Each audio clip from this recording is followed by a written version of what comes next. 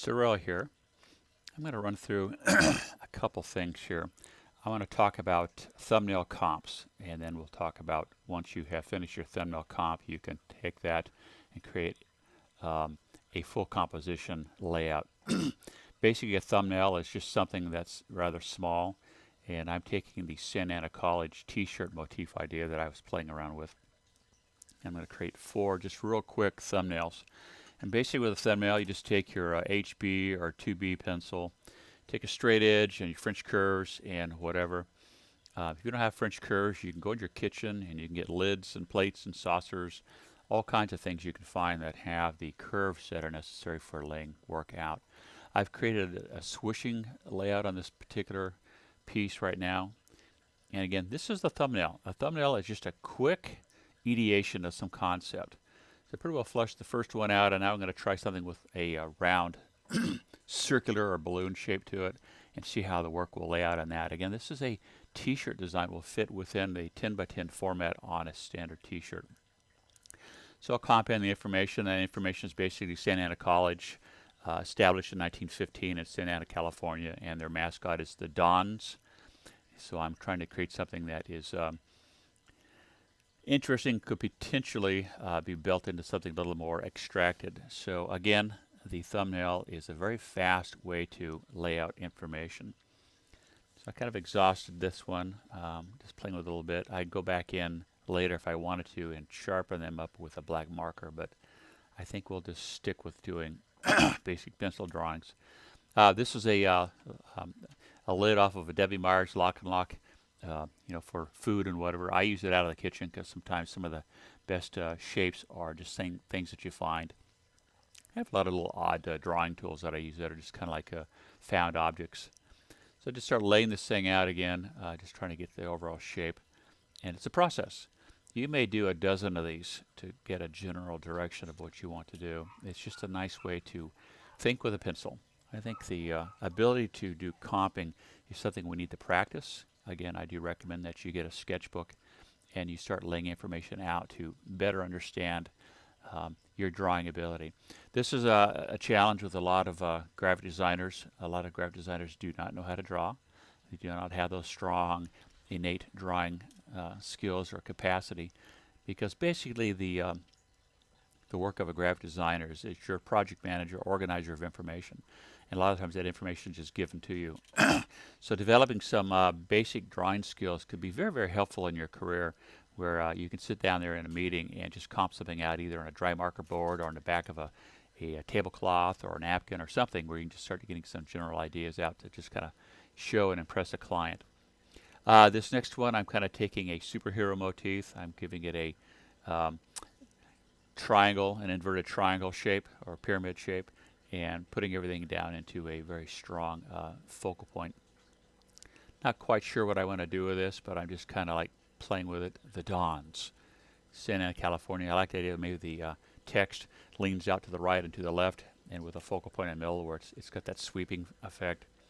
Again, once we come up with a design we like, we'll translate the final comp layout and move into Adobe Illustrator, where we can actually take advantage of tools such as perspective and curves.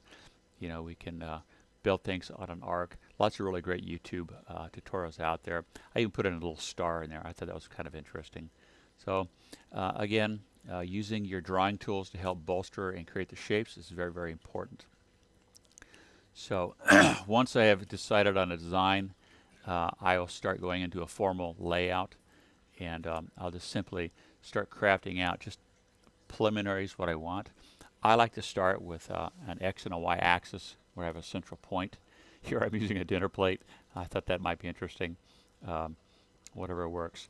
Again, you can buy French curves on Amazon or get them at Blix for pretty expensive. Michaels has them. Your craft stores, Hobby Lobby even carries them. In fact, Hobby Lobby even has marker paper, which I thought was rather fun.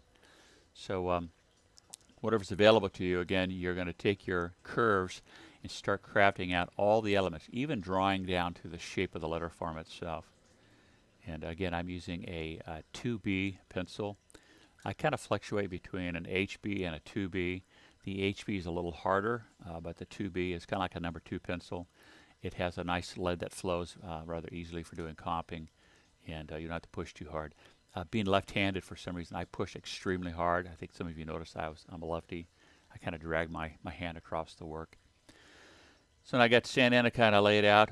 This is the cover to my electric stove. I just grabbed that because I like the size of the disc. That gave me that nice arc. And I'm continuing to play around with bits and pieces of information. So as I'm doing this, I'll just rough in a general direction. And I haven't totally settled on a font, but I have something in my mind I'm thinking through. Probably something in more of a slab-faced layout, where it's more chiseled, where the angles of the font are all at right degree angles. I think it's bold and really jumps. And look at how college is. It's flat on the bottom, but curved on the edges. That will fit nicely into that little banner motif. Then I'll sketch in Santa Ana, comma, California, and I'll kind of detail and establish in 1915. And now it's a good opportunity to kind of clear a little bit and look for a font. So I'm going to go in the back of our Carter Day Meigs book. There's Serifa. That's a great little font. It's in the Egyptian style font layouts. Notice that everything is very blocky, very slabbed face. They call it slab face fonts. And yeah, I think I got a kind of a general idea. And we'll just kind of ad hoc in the design and pick the fonts later. We'll experiment with the fonts when we get into Illustrator. That's probably going to be a good arena for doing that because I don't totally know exactly what font will work the best. But since it is slab face, I'm going to just kind of rough it out rather quickly here. Get all the details again with my 2B pencil using the drawing tools. I have an array of tools being in the visual arts for so many years. I've got 3 or 4 art boxes and drawers just full of tools, and they're all different colors. And I was in my kind of pink period there for a while. The green ones are still out there. The French curves and the clear ones are kind of ubiquitous. They're just everywhere. There's quality of the drawing sets too, depending on the quality. I like Alvin brand.